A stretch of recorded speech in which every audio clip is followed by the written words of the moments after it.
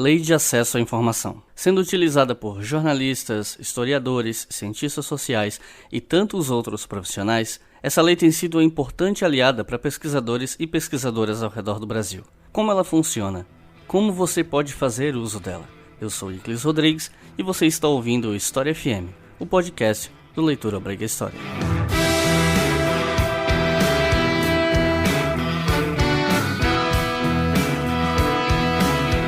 Salve ouvintes do História FM, bem-vindos a mais um episódio do podcast do Leitura Obriga História e hoje nós vamos falar sobre Lei de Acesso à Informação e Transparência na Imprensa. Esse tema, muita gente pode até estranhar eu estar falando sobre isso, né? Aliás, eu entre aspas, porque eu não estou sozinho, mas a gente falando sobre esse tema aqui no podcast, que leva o nome de história, para alguns pode parecer um pouco estranho, mas essa lei de acesso à informação e o próprio acesso a informações de órgãos públicos é algo fundamental para praticamente todas as áreas das ciências humanas para quem trabalha com pesquisa. Não interessa se você faz história, economia, ciência política, sociologia, jornalismo, serviço social, geografia, não importa. Você sempre pode fazer bom uso desses dados. E também a sociedade civil, não somos apenas nós acadêmicos que fazemos uso desse tipo de coisa. E para falar sobre o assunto hoje, eu trouxe duas pessoas que estão bastante imersas na discussão sobre lei de acesso à informação. Estão comigo Maria e Luiz. Maria, por favor, se apresente ao público. Oi pessoal, tudo bem? Eu sou Maria Vitória Ramos, eu sou jornalista e diretora do Fiquem Sabendo. Vai ser um prazer falar aí de lei de acesso à informação com vocês. E conosco aqui também está o Luiz Fernando. Por favor, Luiz, se apresente ao público. Oi pessoal, obrigado aí pela audiência de todos. Sou jornalista também, trabalho hoje na TV Globo, principalmente com acesso à informação, trabalho com dados, o chamado jornalismo de dados, e também com a Maria Vitória no Fiquem Sabendo. É isso aí, então hoje acredito que boa parte desse assunto aqui vai levantar algumas sensibilidades, polêmicas da galera, porque afinal de contas falar em acesso à informação em órgãos públicos sempre acaba mexendo um pouco com as sensibilidades políticas de algumas pessoas, mas é um assunto importante e a gente vai ter uma longa conversa aqui sobre isso hoje.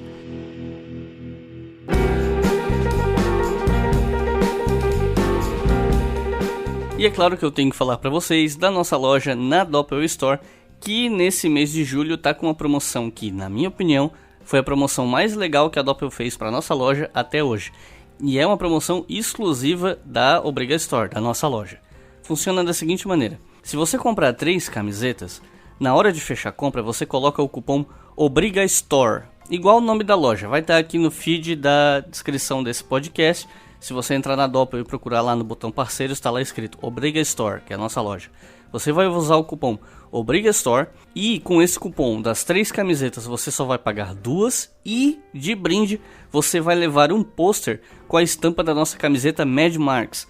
Pôster que inclusive está à venda ali na loja, mas você vai levar ele de graça se você usar o cupom Obriga Store na hora de comprar 3 camisetas. Lembrando, você compra 3, paga só 2 e leva um pôster com a estampa da camiseta Mad Marks. Então se você está de olho nas nossas camisetas, inclusive nas camisetas novas inspiradas no quadro Mulheres na História e Antropológica, que estão à venda lá na loja, essa é a oportunidade de você levar o máximo de produtos pelo menor preço possível com o cupom Obriga Store. Tá? Então é só no mês de julho, se tudo der certo, se vender bem, a gente pode conversar lá com o pessoal da Doppel para ver se o cupom se estende para agosto. Mas são as vendas de julho que vão definir se o cupom continua. Então, para ter certeza que você vai conseguir comprar o máximo de produtos com esse valor mais baixo, a hora é agora. Usem o cupom Obriga Store na nossa loja, na Doppel Store.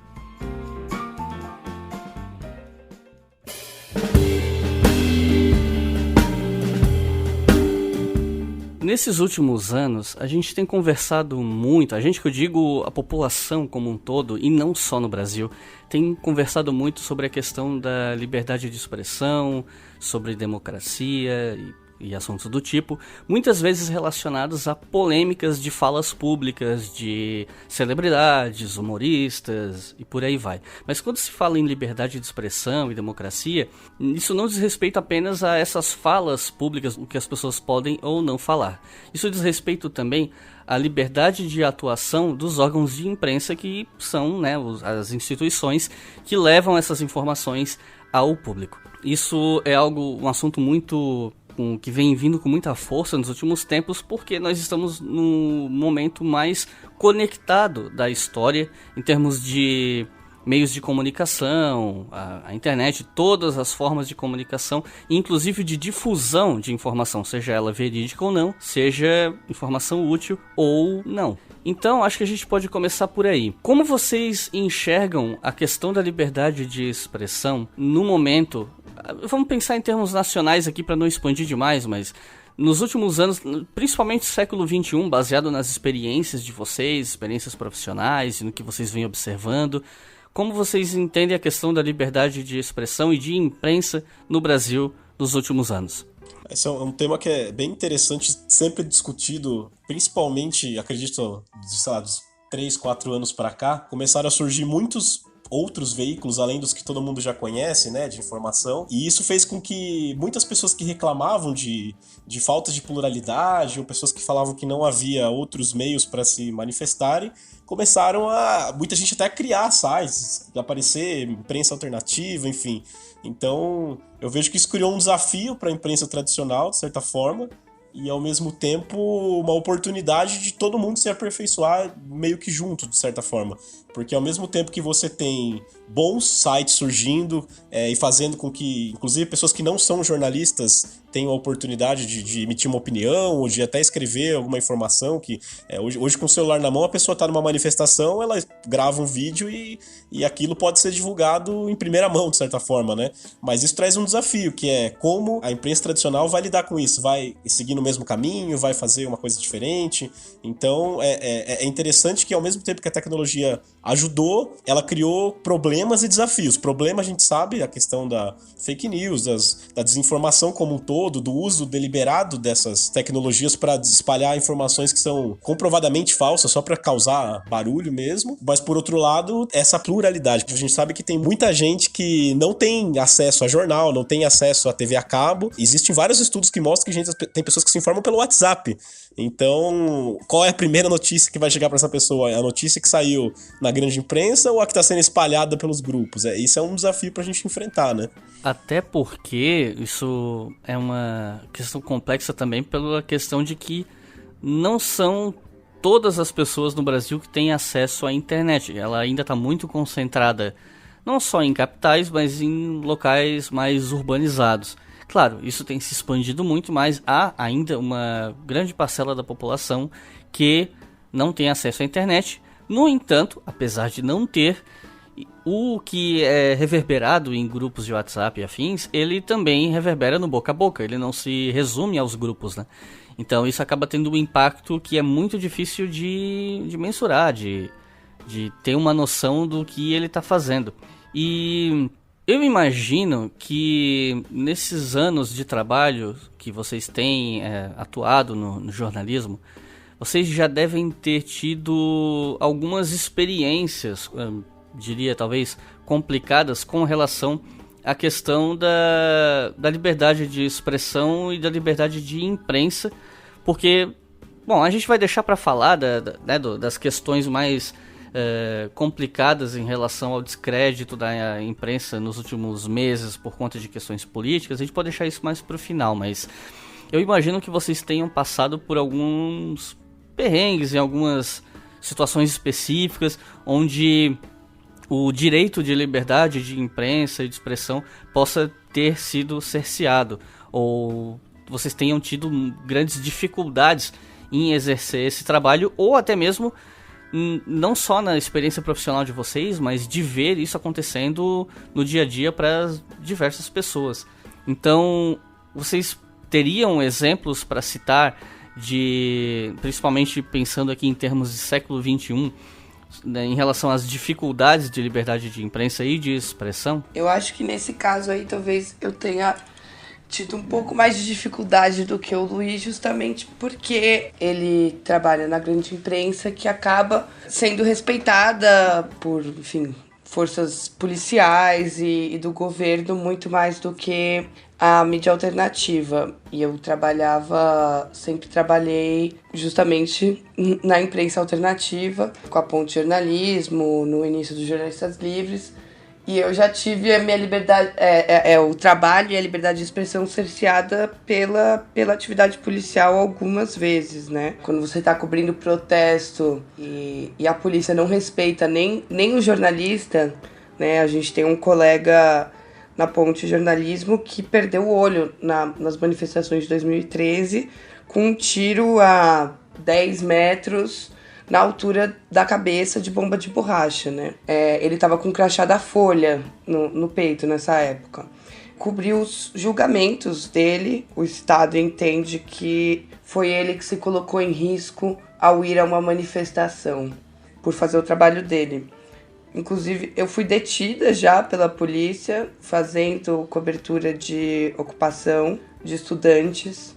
Você, quando trabalha, enfim, na região ali da Cracolândia, da Luz, é muito complicado também conseguir exercer o trabalho do jornalista, porque você tem sempre essa intervenção com violência e enfim, por parte da polícia. Você falou agora do jornalista que perdeu o olho. Eu me recordo que esse incidente, inclusive, foi mais ou menos a partir daí, lá em 2013, que eu comecei a sentir uma mudança de tom na cobertura das manifestações por parte de alguns veículos mais hegemônicos de imprensa. Inclusive foi mais ou menos nessa época que eu vi muita gente nas redes sociais falando, agora o Arnaldo Jabor mudou de opinião, porque ele tinha um quadro ali no Jornal Nacional, onde ele opinava sobre política e tal, e houve uma mudança de opinião, e me parece que a grande mudança na opinião pública em relação às manifestações de 2013, ela está ligada a repressão que a imprensa sofreu, porque a imprensa fez questão, e com razão, de demonstrar que a repressão contra as manifestações não estava respeitando nem mesmo a imprensa que normalmente está ali só para cobrir o evento e é considerada meio que neutra no conflito, né, por ambas as partes normalmente. Ainda que isso não seja uma regra, mas por questões de, entre aspas, civilidade, se espera que haja um respeito aos profissionais da imprensa, que não teve por parte da polícia, e isso me parece que tenha sido instrumental, né, tenha sido muito importante para mudar a percepção pública em relação ao teor das manifestações e a repressão da polícia de São Paulo. Porque foi em São Paulo mesmo que aconteceu isso, né? Sim, tem um impacto muito grande quando um jornalista é atacado. E você vê ali o caso do Vladimir Herzog, que também foi um ponto de mudança na ditadura. Isso tem muita repercussão, acho que por alguns fatores. Porque tem essa ideia da imprensa ser, de certa forma, sagrada. Isso muito construído até pelos filmes americanos e pela cultura que os americanos têm em torno da imprensa. E também pelo fator, acho que, da autoproteção, né? Os demais jornalistas tendem a se comover e a se identificar e a se solidarizar com outros colegas jornalistas sendo atacados. E aí a repercussão acaba sendo muito maior do que se fosse uma pessoa de uma outra profissão, de uma outra categoria, né? Mas, por exemplo, nesse caso, posso estar enganada, posso procurar, mas eu acho que isso não saiu mais na Folha, né? Uma vez passado ali o calor do momento e a repercussão e nananã, isso não continuou. Então, quem estava presente no julgamento dele 3 anos depois era artigo 19 e a Ponte. Tem uma coisa interessante também que eu acho que começa nesse momento, é que a gente falou até que havia menos restrições à imprensa tradicional do que à imprensa alternativa em termos de liberdade de expressão, até por uma questão econômica mesmo, né, de tradição, de serem empresas mais antigas e tudo mais. Mas eu sinto que aí, a partir desse momento ali de 2013 para cá, quando começam as manifestações de junho, 2014, manifestações contra a Copa, 2015 tem os protestos contra processo de reorganização, de fechamento de escolas no estado de São Paulo, que a própria imprensa, a imprensa tradicional, começa a ser colocada em xeque e a credibilidade da imprensa começa a ser questionada pelas pessoas por uma série de fatores. Críticas que são feitas ao trabalho da imprensa como um todo, mas não só isso, também a proliferação de mais sites, de mais fontes de informação, sejam elas de credibilidade ou não, sejam elas, se ela utilizar informações confiáveis ou não, mas começa a aparecer muitos outros veículos, de forma que os jornalistas na rua também começam a ser questionados, principalmente, aí até eu acho que nesse sentido a grande imprensa começa a ser atacada, não a imprensa em si, mas sim os jornalistas. Então, se, por exemplo, em uma manifestação, o jornalista da Globo aparecia lá com o microfone, ele já podia ser atacado, ele podia ser... Quantas vezes já não teve, né, de carro do SBT, carro da Globo, sei lá, ser atacado? E aí, no fim das contas, o que acaba acontecendo? A pessoa que ataca acredita que ela tá fazendo justiça porque ela entende que aquele veículo ou aquela imprensa fez algo de ruim pra democracia, ou seja lá o que for, mas na prática, quem ele tá atacando ali é a pessoa, quem ele tá atacando é o jornalista. Então, chega um momento ali que os jornalistas do Estadão, da Folha, da Globo, também são atacados, né? Também recebem esse tipo de problema quando eles vão pra rua, inclusive a ponto de muitas vezes você guardar o seu crachá, de você, enfim, não se identificar em um momento que você acha que você pode estar sendo colocado em risco ali. E isso continuou por muito tempo, assim. Começou ali, mas nas eleições de 2018 você vê esse movimento continuar, inclusive na publicação de matérias, não só no sentido de ataque explícito, né, de violência, mas também quando você publica uma matéria, o fato dela começar a ser questionada, das pessoas não acreditarem em você, independentemente de quantas provas ou evidências ou documentos ou áudios você apresentar, continua sendo desacreditado só pelo fato de ser da imprensa tradicional, enfim. Tudo virou opinião, né? Deixou de existir fatos e evidências e tudo virou uma espécie de opinião. E isso também acaba sendo uma forma de censurar a liberdade de expressão dos outros e diminuir até a força que tem uma evidência, a força que tem uma boa reportagem. E a distorção é tão forte que o que acontece é que quem, né, tipo, vamos supor, você chega e fala, olha, essa informação ela é falsa por causa de A, B e C, e a gente tem que impedir que esse tipo de informação falsa seja levada adiante. Quem defende que determinadas informações falsas seja passada adiante porque é conveniente para si, costuma usar a Carta da Liberdade de Expressão para isso. Dizer que, não, mas eu tenho a liberdade de expressão de divulgar isso, mesmo que seja falso. O que é uma completa distorção do próprio conceito de liberdade de expressão. É uma deturpação, porque o conceito de liberdade de expressão, ele pressupõe responsabilidade por isso. Não é um cheque em branco que você pode fazer o que quiser. Mas a gente estava falando sobre essa questão do jornalista na rua, o jornalista que ele se expõe, que ele dá a cara a tapa, ou que ele, inclusive, aparece na própria filmagem, como um repórter na rua e tal. Mas muita gente talvez esqueça ou não saiba que o trabalho de jornalista vai muito mais além do que estar com o microfone na mão diante da câmera, né?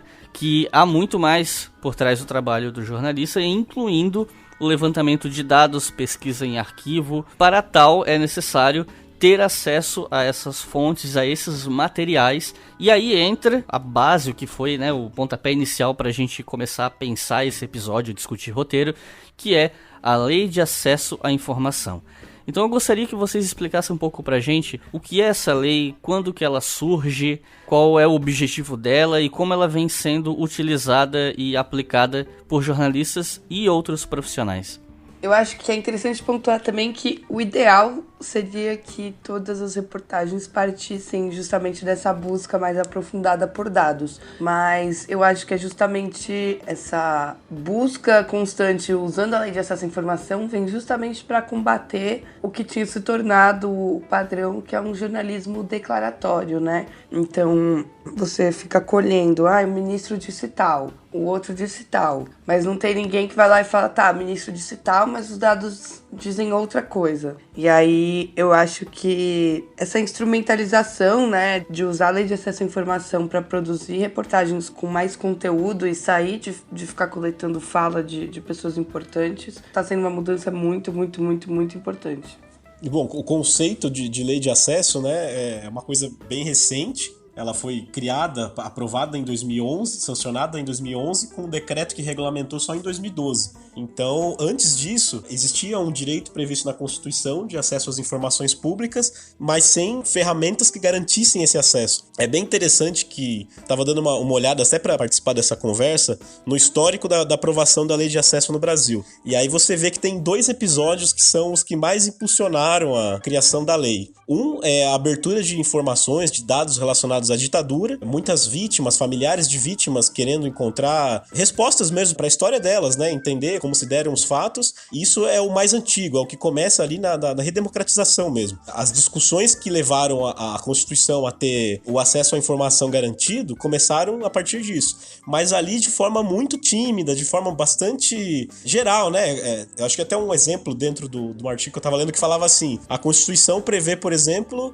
que o cidadão precisa ter dignidade. Mas o que significa isso? Nada. Para você garantir dignidade, você tem que aprovar posteriormente outras leis, outras ferramentas jurídicas para que as pessoas possam ter dignidade. Então você cria, sei lá, o Código de Defesa ao Consumidor, é o exemplo que o artigo cita, para falar de como o cidadão, na prática, pode garantir que tenha dignidade perante empresas, por exemplo. Então, isso só vai ser garantido no Brasil em 2012, quando se regulamenta a lei. E agora, depois de tudo isso, explicando em miúdos o que é essa lei, né? Você pega o que está escrito na Constituição, agora você tem acesso à informação pública e cria ferramentas para isso. Na prática, o que a gente criou foram os chamados Serviços de Informação Cidadão, que são sites em que as pessoas podem entrar e pedir acesso a qualquer informação que ela quiser do governo e ter uma resposta em até 20 dias úteis, prorrogáveis por mais 10. Ou seja, se em 20 dias a entidade pública não conseguir responder, tem mais 10 dias. No Brasil, é um caso interessante porque a gente conseguiu fazer uma lei de acesso bastante robusta. Ela é diferente dos Estados Unidos, por exemplo, em que o legislativo não entra. Aqui no Brasil você tem executivo, legislativo e judiciário. Você pode fazer perguntas para o Tribunal de Justiça, para o Supremo Tribunal Federal, para o Tribunal Superior Eleitoral, para qualquer órgão público, e também entidades privadas que recebam dinheiro público devem ter transparência sobre isso. E tem uma outra questão também que é fundamental aí, que é a chamada transparência ativa, que era uma coisa que a Constituição não previa. O que é isso? É quando o próprio órgão, por iniciativa própria, divulga informações públicas de relevância. Então, se você entrar hoje no site do Tribunal de Justiça, se você entrar hoje no site da Secretaria de Educação, de Saúde, obrigatoriamente deve haver o salário dos funcionários divulgados lá.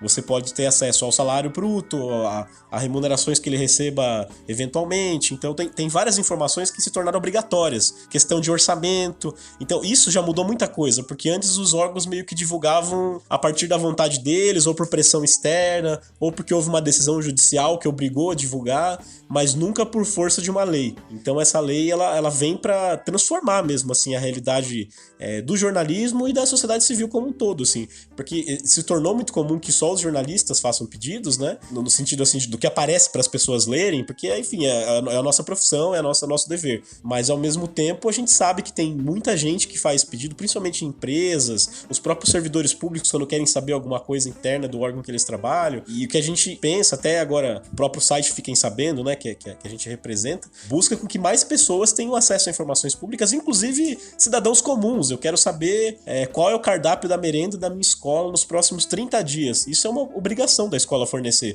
Se o diretor da escola não fornecer, digamos, de maneira informal, por meio de uma conversa, na ferramenta da lei de acesso ele vai ter obrigação. E é uma coisa simples, você entra no site, escreve o pedido, espera a resposta e pega. Não precisa ter um advogado, não precisa ter enfim, não é preciso você... Não tem obstáculos, vamos dizer assim. Isso na teoria, a gente pode falar dos problemas depois. Não precisa dar motivo, não precisa justificar, você não precisa ter um acesso. Porque antes também, isso foi o próprio Luiz que me falou quando eu entrevistei ele pela primeira vez sobre a lei de acesso há 2 anos atrás. A lei de acesso, ela permite que o jornalista ou o cidadão que não tem nenhum contato especial ou fonte, que não tem nenhum privilégio diante dos demais, possa acessar a informação mais original, né? A informação direto da fonte, sem depender de terceiros. E isso é uma revolução, especialmente no jornalismo, que nos tempos recentes, tinha ficado absolutamente refém do humor das assessorias públicas, né? Me parece, pelo que vocês estão descrevendo, que é um procedimento relativamente simples, o que é muito bom levando em consideração que a maioria da população não conhece a lei, não sabe como ela funciona, e, como eu falei lá na introdução do episódio, ela pode ser útil para muita gente, incluindo profissionais de outras áreas que podem ter acesso a documentos para suas pesquisas. E já que a gente está falando de lei de acesso à informação, eu acho que a gente, antes de começar a falar sobre como ela funciona em seus detalhes, talvez vocês possam citar exemplos de casos recentes onde essa lei foi utilizada e isso repercutiu de alguma maneira positiva, ou talvez algum escândalo, ou alguma coisa de repercussão nacional. Vocês podem citar exemplos de como ela foi usada recentemente com benefícios para o público? Tem um caso bem emblemático que foi o que me fez mergulhar na Lei de Acesso à Informação e acho que demonstra no extremo o poder que essa ferramenta e os dados públicos estarem disponíveis na hora certa podem fazer uma diferença enorme. O repórter Vinícius Sassini, do jornal Globo, ele acompanhava um garoto de 11, 12 anos, que o coração não funcionava direito e ele estava aguardando há um tempão na fila de transplantes. Apareceu um órgão compatível, a Força Aérea Brasileira ia buscar em Brasília o órgão e levar para o Gabriel, só que a FAB acabou priorizando um voo de um político, de um deputado federal, para passar o final de semana de volta em casa. E aí, com essa informação revelada na reportagem, e o Vinícius, usando a lei de acesso, ele conseguiu cruzar os voos dos políticos na Força Aérea Brasileira com os dados de negativas de transporte para a Central Nacional de Transplantes. E aí ele mostrou que só em um ano isso tinha acontecido 153 vezes. E aí, com a publicação da reportagem, no dia seguinte, a pressão foi tão grande que o então presidente Michel Temer assinou um decreto obrigando a Força Aérea Brasileira a priorizar o transporte de órgãos para transplante acima de qualquer outra coisa. E isso é um exemplo de como a lei de acesso à informação, no extremo, pode salvar vidas, né? Porque você consegue expor e corrigir abusos ou negligências ou, enfim, corrupção dentro do poder público. Eu ia citar um outro caso também, que esse é recente, foi agora em mês de março, em abril mais ou menos.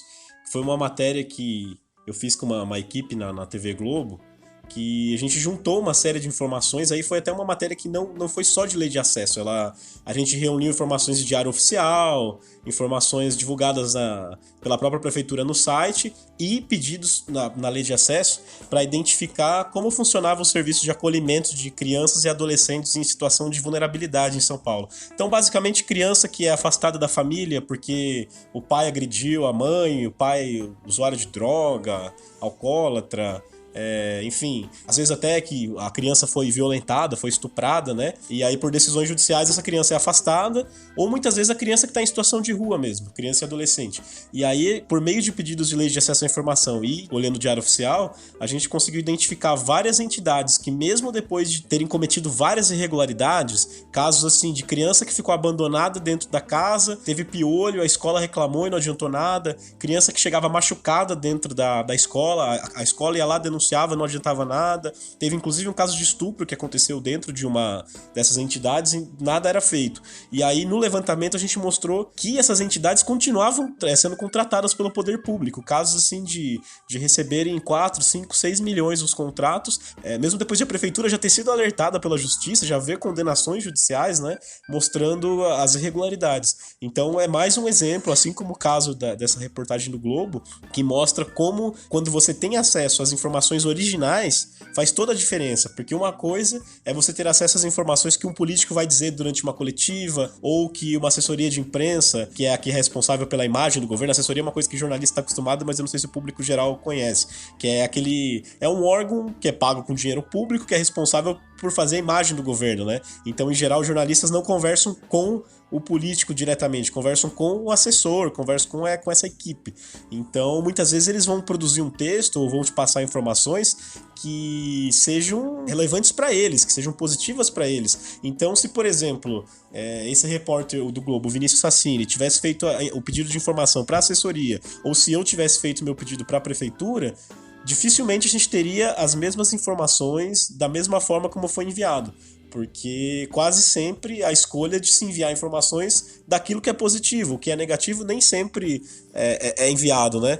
Teve um caso que aconteceu em 2017 que comprova isso de maneira explícita, que é um áudio de uma reunião da Prefeitura de São Paulo com vários representantes de secretarias, das principais secretarias e da comunicação, em que o chefe de gabinete da Secretaria de Comunicação, ou seja, o cara responsável pela comunicação do governo de São Paulo, a maior cidade da América Latina, dizendo que ele dificulta o acesso a informações, que ele vai demorar para responder determinadas solicitações de jornalistas porque ele sabe que aquilo pode gerar um problema eventual de imagem da prefeitura, que pode criar uma situação política. Então, isso não é uma novidade, isso a gente sabe que é fato, que as assessorias, que é o próprio trabalho delas mesmo, né? Mostrar para a sociedade o lado institucional sinal positivo dos órgãos que elas trabalham. Então, seria difícil a gente esperar que elas fossem as responsáveis por divulgar o que é ruim. Isso é função do jornalista, que descobre os problemas para que eles sejam corrigidos, né? Então, a lei de acesso, nesses dois casos, servem para monitorar o poder público de maneira mais efetiva, de maneira mais clara, objetiva.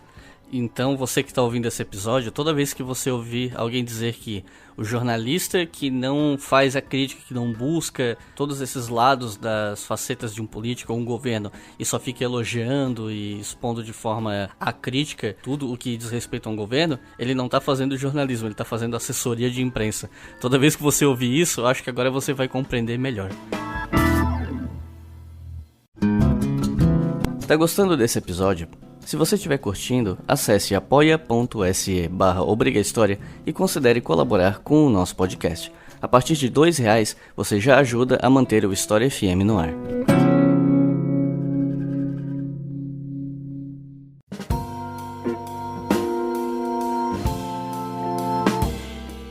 Já que a gente fez essa introdução sobre o que é a Lei de Acesso à Informação, agora a gente tem que conversar um pouco sobre como fazer isso acontecer na prática.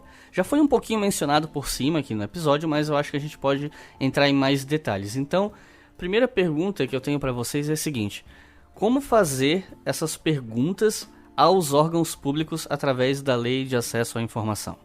Então, como o Luiz tinha introduzido no bloco 1, a Lei de Acesso à Informação, ela criou os sistemas para você poder, de fato, fazer a pergunta para o órgão específico. A primeira coisa que a gente sempre fala no Fiquem Sabendo, e aí deixa eu aproveitar o espaço para falar para vocês que a gente tem explicações de como usar a Lei de Acesso à Informação nos mais diversos formatos. Tem agora, né, esse episódio de podcast, tem outros 2 podcasts. A gente está com uma série de vídeos no YouTube, que a gente explica também o passo a passo. E para quem já quer pegar o bonde, a newsletter Don't Lie to Me, que é quinzenal e gratuita, onde a gente dá dicas bem diretas do que você pode usar a Lei de Acesso à Informação para os mais específicos assuntos. Esse nome aí, só para as pessoas, acho que não sei se elas vão entender, é que Don't Lie to Me foi uma brincadeira que a gente fez com LAI, que é a sigla de Lei de Acesso à Informação, e essa coisa dessa briga, né, de o cidadão perguntando pro governo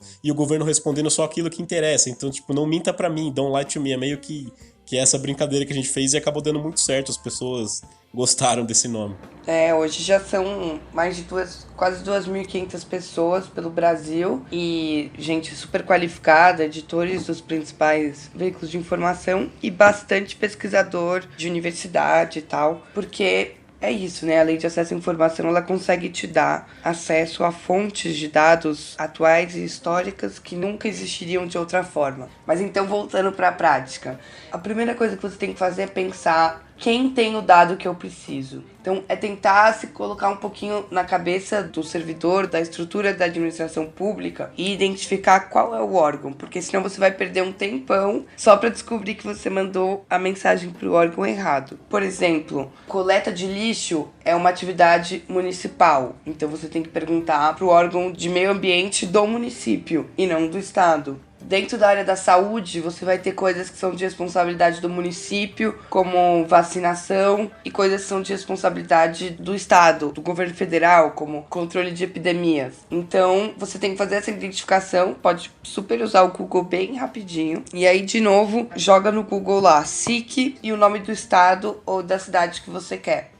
E aí você vai achar o portal do Sistema de Informação ao Cidadão. São sempre 3 ou 4 passos, no qual você vai inserir os seus dados e só coloque aquilo que tem o símbolozinho de obrigatoriedade. E você também agora no governo federal pode fazer pedidos anônimos. Você faz a sua solicitação direto para o órgão e aguarda 20 dias, sendo prorrogáveis por mais 10. Só que o governo tem que justificar por que ele adiou a entrega por mais 10 dias.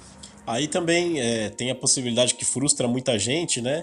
Que é quando a informação não chega, ou quando a informação chega pela metade, ou chega uma coisa completamente diferente daquilo que você perguntou. E eu imagino que tu vai poder citar muitos desses casos quando a gente for falar dos exemplos práticos, né? Exatamente, a lei ela é aquela coisa, né? Assim como qualquer outra lei, ela prevê várias possibilidades, várias situações, mas ela não abarca tudo. Na prática, a lei a gente vai descobrindo no uso, né? O que pode, o que não pode, como fazer. Mas nesse sentido, os criadores da Lei de Acesso à Informação, foi o trabalho da sociedade civil como um todo, né? Que resultou no projeto que o executivo aprovou, criou uma coisa chamada recurso, que parece até que é uma coisa meio jurídica, meio de advogado, mas não é. Recurso nada mais é do que você discordar do órgão que te respondeu. Então, digamos que eu mandei uma mensagem para a Secretaria Municipal de Educação querendo saber quantas vagas em creche estão em falta na zona leste da cidade. Aí digamos que eles respondam uma coisa muito genérica, eles falem, sei lá, estamos providenciando novas creches para atender a demanda. Acontece, isso é muito comum, parece que não é, mas é muito comum. Se você perguntar uma coisa objetiva e ao invés de eles te responderem o que você perguntou, eles apresentarem uma justificativa, vamos resolver esse problema. Aí existe um botão que é um botão simples, dentro do próprio site, embaixo da resposta, geralmente, né, vai depender de qual município, qual estado você está usando, que é recorrer à primeira instância ou apresentar recurso, alguma coisa assim. Aí você explica o motivo, vai ter lá, não concordo com a resposta é incompleta e por aí vai. E aí você diz, agradeço a resposta, mas não foi isso que eu perguntei, a minha solicitação específica é sobre o número de vagas que falta nessa região específica, isso não foi atendido. E aí, esse é um ponto que ele é bom na lei, ele é importante, porque afinal de contas é aí que a gente consegue contestar se não concorda, mas por outro lado ele é uma coisa que faz muita gente desistir no caminho. Eu tava até dando uma olhada no site do governo federal, algumas estatísticas aqui.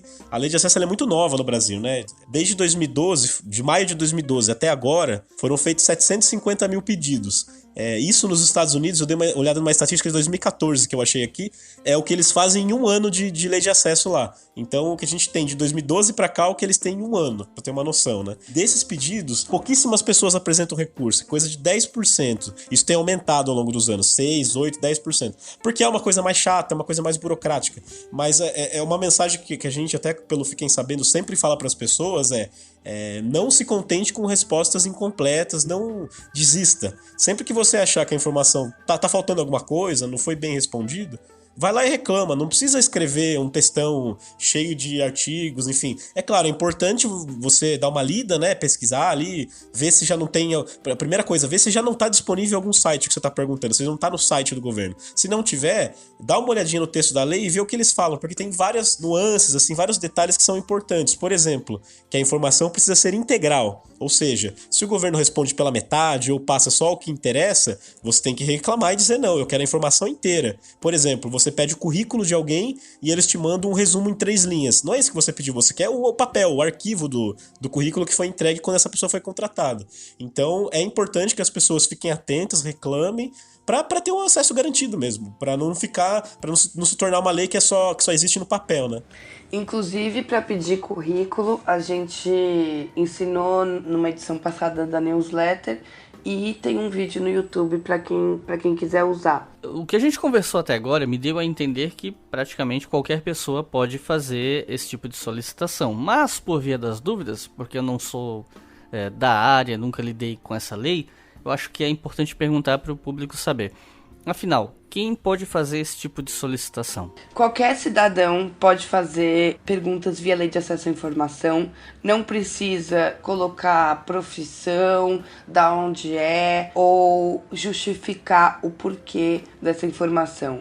Inclusive, se o poder público responder perguntando para que você quer, você pode simplesmente copiar e colar o artigo da lei que diz claramente que você não precisa justificar nada. Eu acho que é legal que você não tem nem restrição de idade, de nada, né? Qualquer cidadão com um CPF válido pode fazer questionamentos ao governo federal, estadual ou municipal.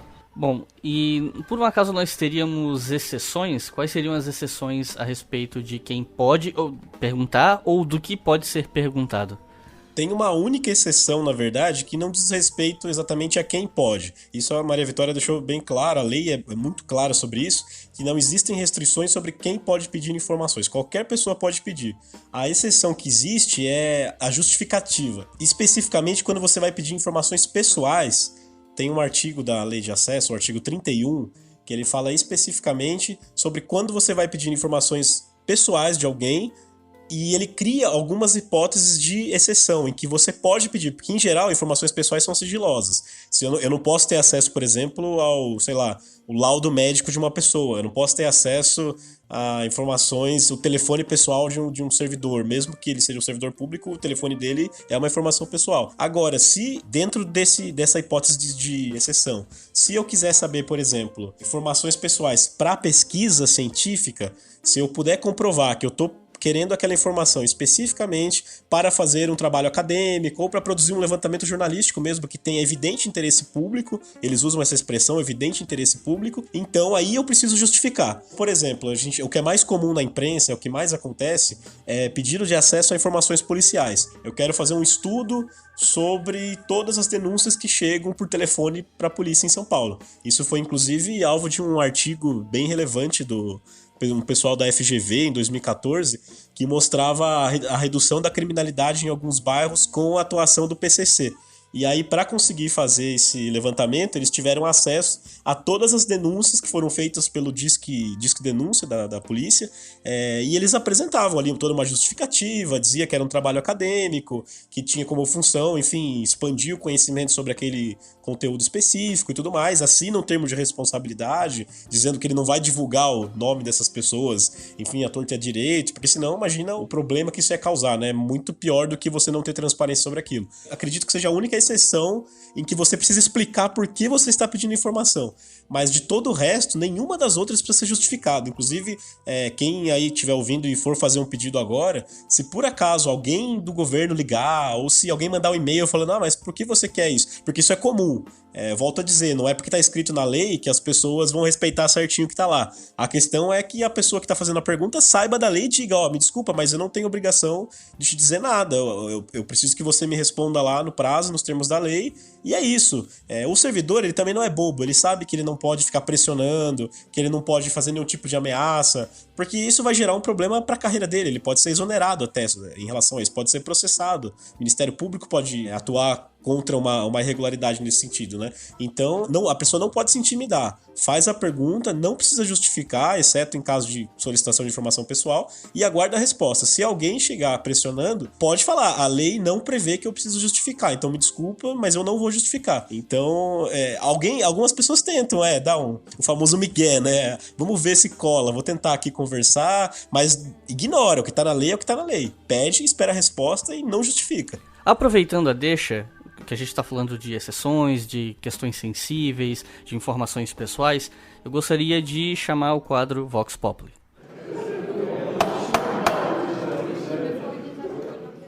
Oi, Cris, tudo bem? Meu nome é Gabriel, sou de Brasília, estudante de História da UNB, e eu queria saber qual a opinião de vocês acerca dos sigilos de documentos relacionados a fatos traumáticos, como a ditadura, e também como que o historiador pode ter tato ao abordar esses temas, para que não prejudique a vida de familiares vivos daqueles que tanto foram alvos, como também os praticantes de tortura ou de assuntos muito delicados para a nossa sociedade hoje em dia. E é isso, beijo.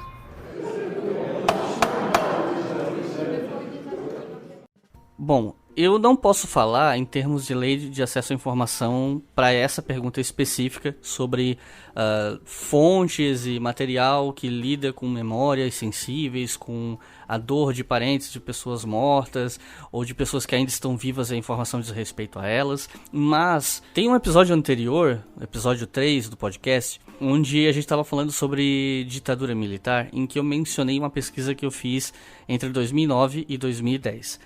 Nessa pesquisa, entre outras coisas, nós entrevistamos pessoas que fizeram parte da história da UFSC, porque, para quem não ouviu o outro episódio, era uma pesquisa sobre os 50 anos da UFSC como instituição. A gente pegou esse trabalho para fazer com uma ideia de, olha, não vamos ficar fazendo uma história laudatória para ficar puxando o saco de reitor. Vamos fazer um trabalho de história mesmo, assim, vamos pegar desde depoimentos e material de pessoas que trabalhavam de servidor na UFSC até o cara que estava na reitoria, servidores, professores, ex-estudantes. Vamos tentar pegar uma perspectiva mais ampla e cruzar essas fontes com arquivo, com documentação em papel mesmo, com fotografia, vamos tentar cruzar, fazer um trabalho de pesquisa mesmo. E aí ficou muito claro na parte das entrevistas todos os conflitos e sensibilidades sobre essas questões que diziam respeito ao UFSC nos anos 60 e 70 principalmente, que era o período da ditadura. Então, por exemplo, eu não estava presente em uma das duas entrevistas, mas quando eu digo a gente, eu falo o grupo que fez a pesquisa. A gente entrevistou gente, ex-professor, professora, que acusava outra pessoa também da instituição de ter feito algo de colaboracionismo com a ditadura e tal. Ao mesmo tempo, a gente entrevistava essa pessoa e a pessoa ou negava ou tentava colocar panos quentes. Então, assim, é uma entrevista que tá tocando numa ferida da própria pessoa, ou porque ela se sentiu perseguida, ou porque ela foi um perseguidor que agora se envergonha do que fez. Então, você tinha uma troca de acusações do tipo, olha, fulano, ele ajudou os infiltrados dentro das universidades pela ditadura. Aí o fulano respondia, tipo, olha, a fulana me acusou disso, mas ela não fala daquela vez que eu livrei a cara dela. Então, essas informações, elas estavam o tempo todo se cruzando. Ou teve uma entrevista, por exemplo, que a gente fez, que a gente chegou para fazer entrevista com um roteiro. Aí a gente começou a gravar, o sujeito pediu o roteiro com as perguntas e começou a responder de uma forma bem sincera. E só quando eu já tava no final do roteiro, ele ficou tipo assim, tá, peraí, vocês já estão gravando? Eu disse, sim, a gente tá gravando desde o começo, porque a gente achou que a entrevista tava começando. Aí ele, não, eu só queria dar uma revisada no roteiro. A gente começa agora e vocês, por favor, cortem tudo isso que eu falei até agora, porque, né, vai tocar umas coisas sensíveis, vai mexer em umas feridas, vai incomodar as pessoas. E aí a entrevista em si já foi muito mais burocrática, né, toda enfeitada. Aí a pessoa, né, o indivíduo chamava o golpe de 64 de revolução, e aí já ficava uma coisa muito mais formal. Então, assim... Então, para responder a pergunta, do ponto de vista de quem faz história, eu acho que isso depende muito do teu contexto, do contexto da tua pesquisa. Então, por exemplo, qual é o teu recorte, qual foi a escolha de tema que você fez? Segundo, qual é a abordagem que você está dando? Porque se você vai fazer isso numa tese de doutorado ou numa dissertação, esse seu trabalho pode ter que passar por um comitê de ética que vai avaliar ou não se o seu trabalho atende aos requisitos do comitê da universidade onde você está defendendo. Agora, se você está publicando o livro por conta própria, que esse livro não vai passar por uma revisão de comitê, isso normalmente dá mais liberdade para você publicar. Aí você tem que pesar na balança, tipo, tá, eu quero tocar nessas feridas, doa quem doer, ou eu tô preocupado que isso pode causar mal a outras pessoas ou a mim mesmo, a minha integridade física. Eu tô disposto a segurar esse rojão? São muitas perguntas. Infelizmente não há uma fórmula para isso, mas para começar a pensar no assunto, eu acho que você tem que pensar primeiro sobre qual é a abordagem do teu trabalho, qual é o recorte temático, temporal, geográfico, para daí depois pensar nessas questões. Você pode omitir nomes, você pode colocar os nomes de propósito porque você está querendo expor determinadas situações. Vai depender da abordagem que você quer, se você quer uma coisa mais sutil ou não. No meu caso, como a gente estava escrevendo um livro institucional, por mais que a gente estivesse tocando em assuntos sensíveis, a gente teve que ter uma abordagem mais sutil, deixar mais coisas em aberto, ser menos impositivo. Mas se o teu trabalho, a tua pesquisa tem o caráter oposto, que é o de expor as coisas, aí talvez isso vai demandar que você se preocupe menos com essas questões, com quem vai se incomodar, mas cada caso é um caso e você precisa pesar isso com clareza, porque você pode sofrer consequências disso depois, inclusive judiciais, né? Então depende muito do que você está trabalhando. Uma informação interessante da lei de acesso é que ela prevê a situação em que você não pode divulgar parte do documento por questões ou que continua existindo algum tipo de sigilo, ou porque é uma informação pessoal, ou porque é uma informação muito sensível mesmo depois de alguns anos, que é você tarjar o documento. Então, por exemplo, eu pedi algumas informações relacionadas a todos os pedidos que os ministros fazem de auxílio viagem, que é quando o ministro é nomeado, ele sai da cidade dele e vai trabalhar no ministério em Brasília. E ele recebe um dinheiro por isso e ele precisa justificar, falando, eu tenho tantos filhos, tem que colocar lá uma série de justificativas. Só que a justificativa em si é uma informação pessoal, ele não tem obrigação de divulgar. Só que o documento, o valor que ele pediu, o valor que ele obteve, é público. Como é que você dosa essa questão, né? Você simplesmente coloca uma tarja em cima das informações que não devam ser divulgadas. A mesma coisa faz a Polícia Federal quando ela vai divulgar, por exemplo, relatórios, inquéritos, e, enfim, qualquer documento que não tem sigilo, que é documento público, mas que pode conter informações que sejam sensíveis. E aí cabe você falar de um caso, sei lá, que está citando explicitamente o nome de uma pessoa, de uma vítima ou de...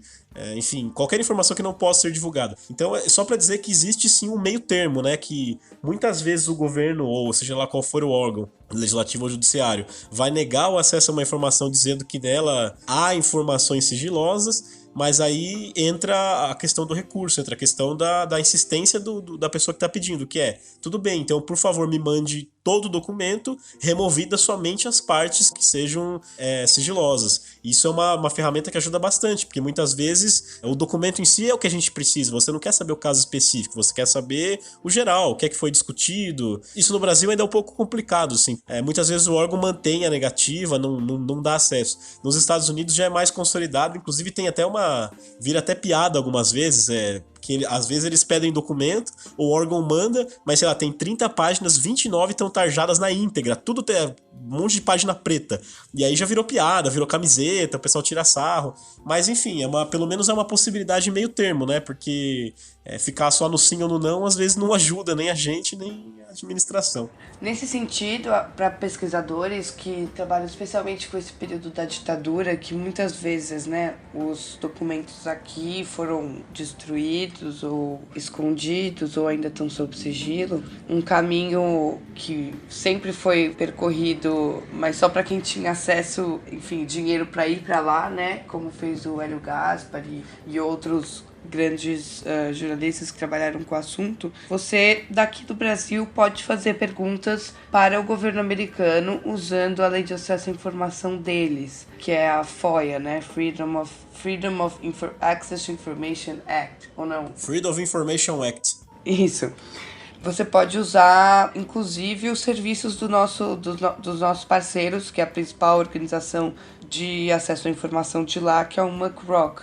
E é muito bacana porque, inclusive, eles já disponibilizaram uma série de arquivos da CIA, de diversas administrações de presidentes americanos, que você pode fuçar ali, olhar e encontrar documentos que nunca apareceram no Brasil ou nunca foram traduzidos. Bom, além desses casos que a gente mencionou aí de reportagens que causaram impacto, acho que no cotidiano dos jornalistas é muito importante você ter acesso a dados que, vamos dizer assim, coloquem números, né? Coloquem estatísticas que demonstrem o tamanho de determinado fenômeno. Então, se você olhar um jornal há 10 anos, há 20 anos, você vai ver um monte de matéria falando sobre falta de vaga em creche, um monte de matéria falando sobre falta de remédio de alto custo em farmácia, e por aí vai. Essas informações geralmente se baseavam em exemplos. Então você tinha o jornalista que ia pra rua, encontrava 3 casos e fazia uma reportagem com base nesses 3 casos e estava produzida a matéria. Hoje em dia, com o acesso à informação e até com o avanço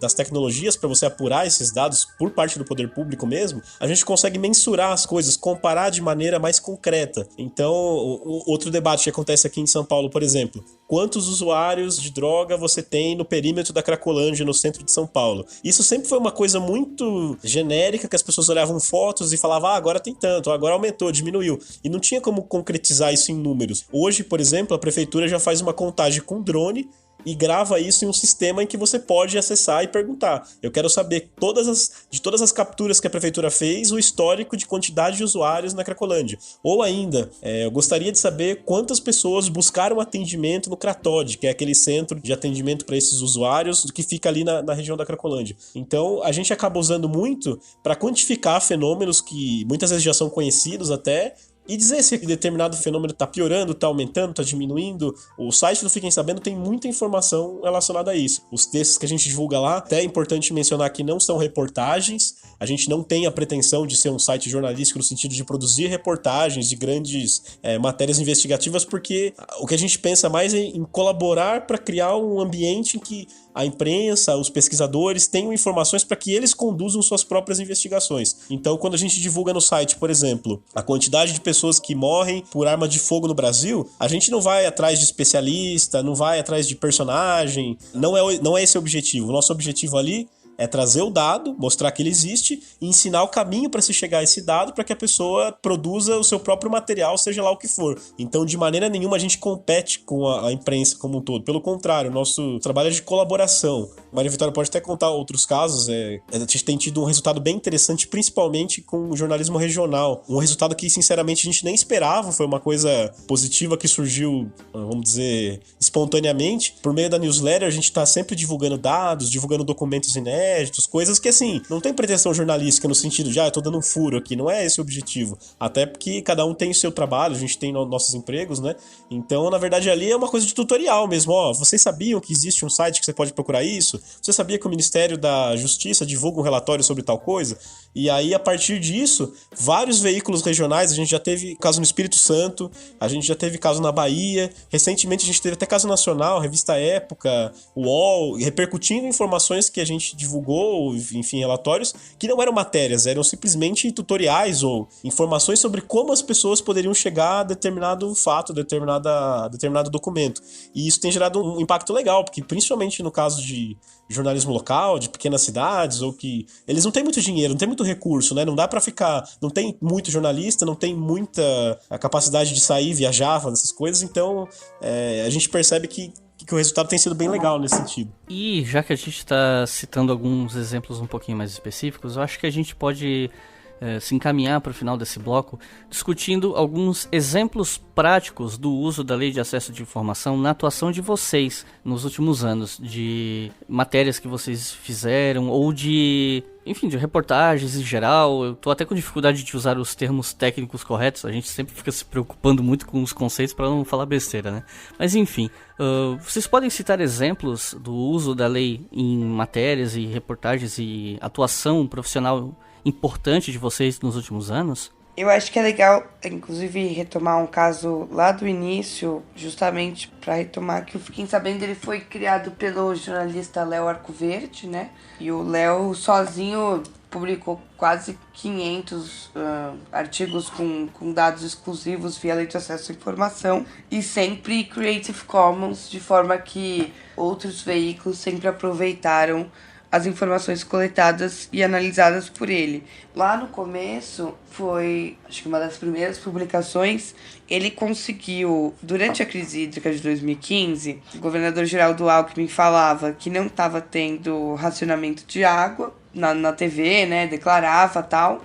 E aí, no dia seguinte, a Globo ia lá e fazia uma matéria com a Dona Maria, falando que estava faltando água em casa. Mas não tinha como provar que estava tendo racionamento. E aí, via a Lei de Acesso à Informação, o Léo conseguiu as tabelas mostrando o racionamento por bairro. E foi o primeiro a divulgar essa informação que depois circulou por toda a imprensa nacional, né? Acho que mais paulista, porque era uma crise aqui em São Paulo. Mas a gente vê, assim, coisas... Por exemplo, semana retrasada, a gente publicou um dado super simples mostrando a quantidade de pessoas mortas vítimas por arma de fogo e o perfil por idade, que deveria ser uma informação já disponível há, enfim, no mínimo um ano desde quando começou essa discussão toda sobre acabar com o Estatuto do Desarmamento, né?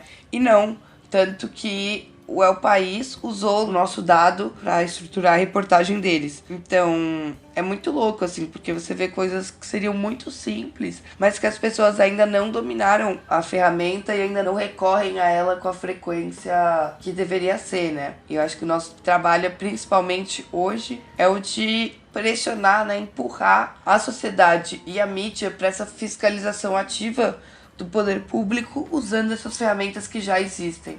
Até porque é um trabalho coletivo que quanto mais gente faz, melhor funciona.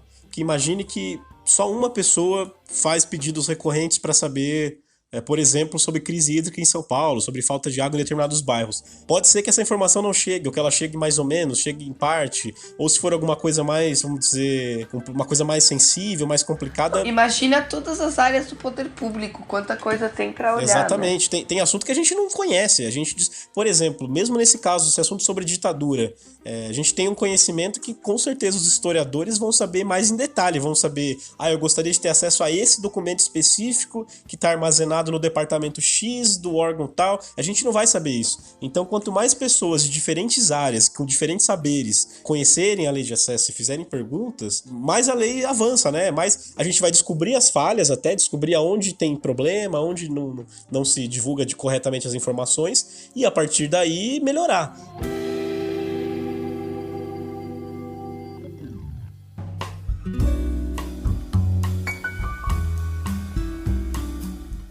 E pra gente já começar a se encaminhar pro final do episódio, pra uma última conversa, a gente tem que tocar num assunto que a gente já pincelou no começo desse episódio, talvez para algumas pessoas fique um pouco redundante, mas acho que é importante dar uma enfatizada que nesse momento a gente tem visto um enfrentamento muito forte, inclusive por parte do governo federal, mas não apenas o governo federal, né? Vamos ser francos que isso é uma coisa generalizada, de descrédito à imprensa, principalmente veículos maiores. De um lado, pessoas que comentam, mas tal veículo merece, e outras pessoas dizendo, não, mas calma lá, a gente não pode perder nossos parâmetros, a gente não pode, jogar tudo no lixo, tudo que se construiu a respeito de imprensa, de noticiário, da forma como a gente vê e trabalha isso no Brasil, a gente não pode descartar tudo baseado em paranoia, em medos. Então, isso acabou se acirrando muito nas eleições de 2018 por conta de grupos de WhatsApp,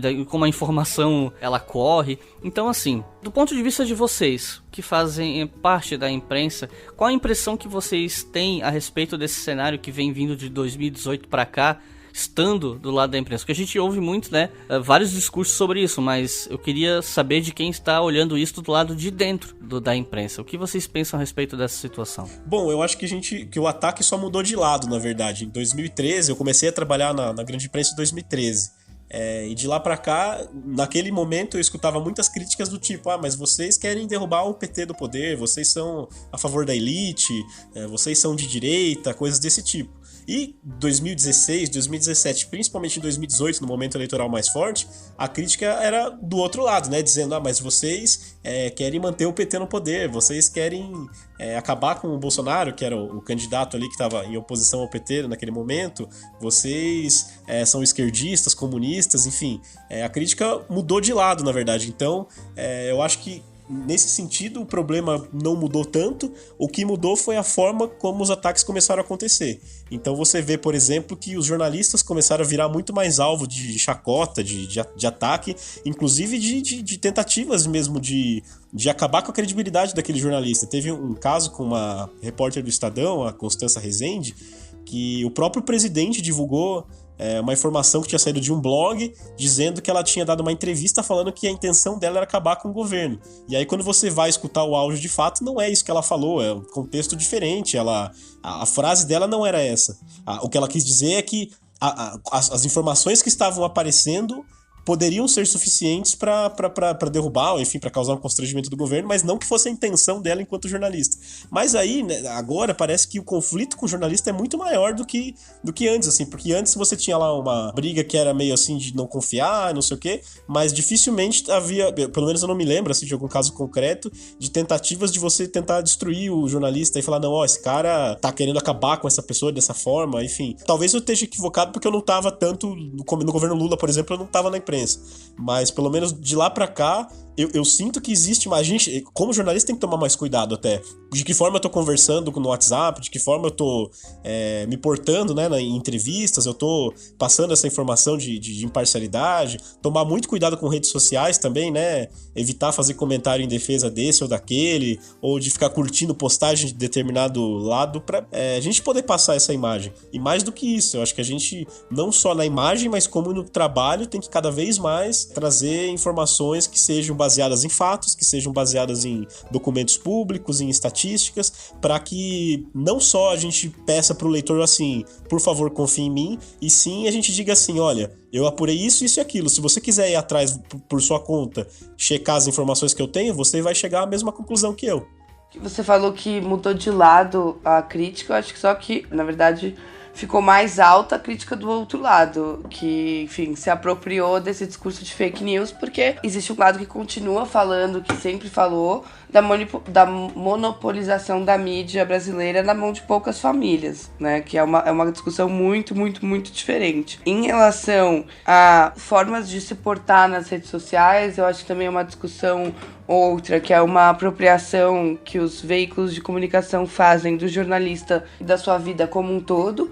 O jornalista, ele passa a ser cerceado e ele mesmo não tem mais liberdade de expressão. Eu sou totalmente contra. Inclusive, sou muito mais da linha, por exemplo, agora que está em voga do Intercept, onde os jornalistas se posicionam claramente. Primeiro porque imparcialidade é um mito velho, que a gente já nem aprende mais na faculdade. Segundo, porque não escolher um lado é escolher um lado. Então a Cecília Oliveira fala isso muito bem. Quando você não fala explicitamente que a polícia está assassinando jovens negros na periferia, você está escolhendo um lado, né? Então eu acho que tem que se posicionar nas redes sociais, sim. Enfim, acho que isso é toda uma outra discussão. Mas em relação aos ataques que vêm por essa descredibilidade da mídia como um todo, primeiro que isso não é um movimento brasileiro e não é de 2018, né? A gente sempre importa as coisas atrasado. Mas esse movimento começa ali em 2015, 2016, nas eleições americanas do Donald Trump.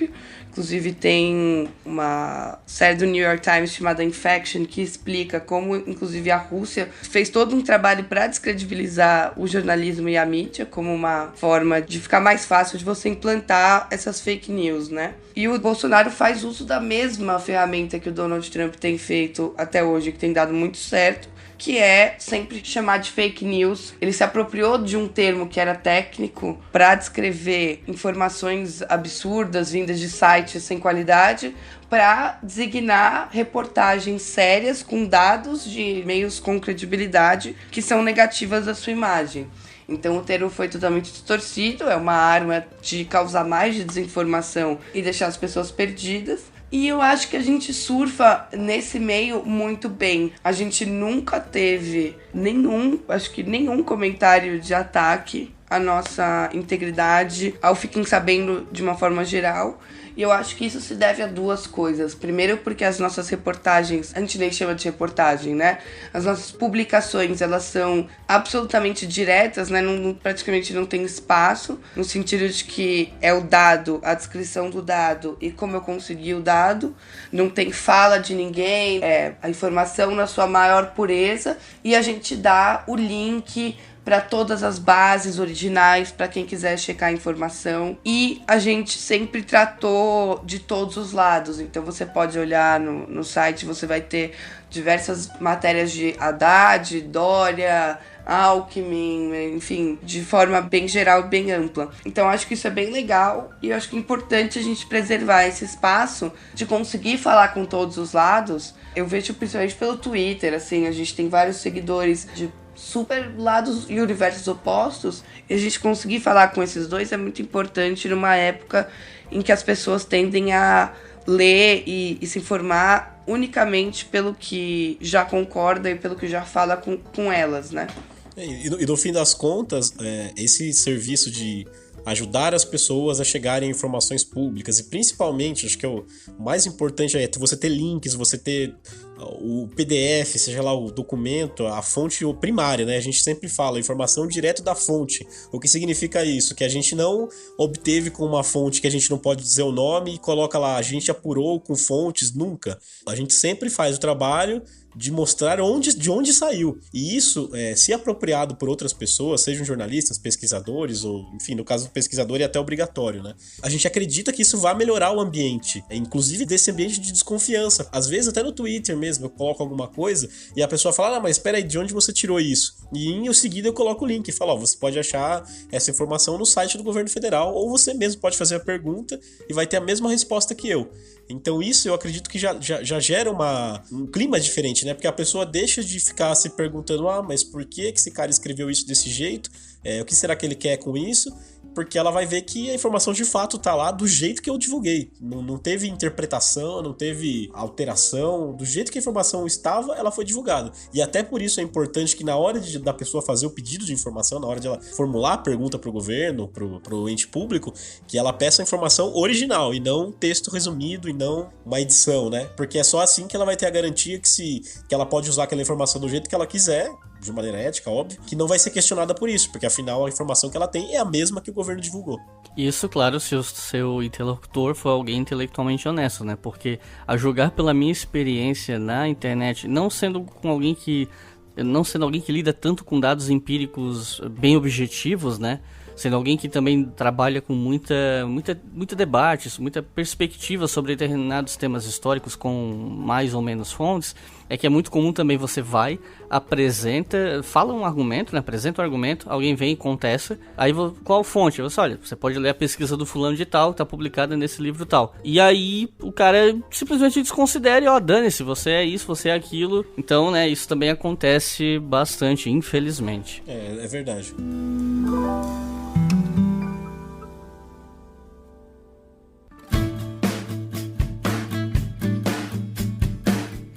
Então é isso, pessoal, a gente vai encerrar o podcast aqui, mas antes, como sempre, a gente vai dar uma recomendação de leitura para vocês. Em alguns episódios são mais livros, em outros menos.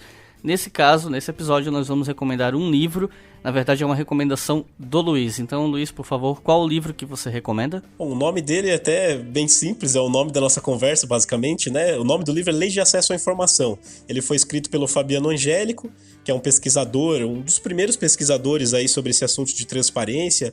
Ele hoje está no doutorado da FGV aqui em São Paulo. E o interessante é porque ele traz um histórico da criação da Lei de Acesso, da aprovação. É legal você ver ali os motivos que levaram à aprovação da Lei de Acesso, principalmente ali a questão de como o PT tinha acabado de passar pelo escândalo do Mensalão, eles tentavam aprovar algumas medidas ali para mostrar que eles queriam combater a corrupção, que eles queriam trazer mais transparência para as atividades do poder público e principalmente uma relação que o livro faz da responsabilidade que você deve colocar, das ferramentas para responsabilizar o governo pelas ações que ele toma. Então, eu acho que ele traz um panorama histórico e traz esse debate até comparando com outros países, enfim.